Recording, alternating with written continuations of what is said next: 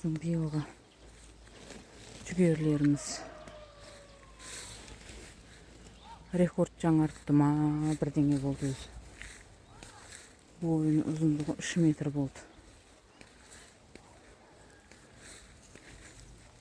Августте піседі деп негізі пландап еккенбіз ғой.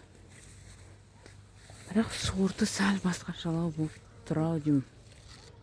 Енді тағы да бір аптада пісіп қалады, Құдай қаласа. Солай мына жағында мына жақтағы жүгерлеріміз де солай болып жатыр.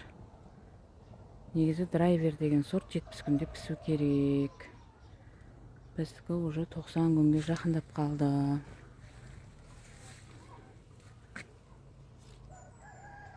Жылда адамның бойымен бірдей-ақ болып өсетін еді жүгерлеріміз, биыл вообще кетті өсіп.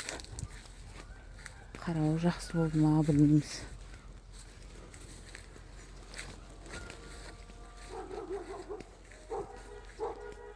Құдай қаласа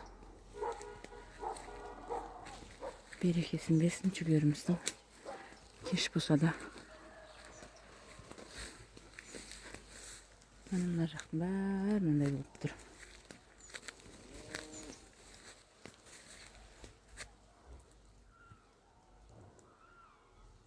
Арасынан адам жүруге қорқады. Бойлары биік болып кеткен.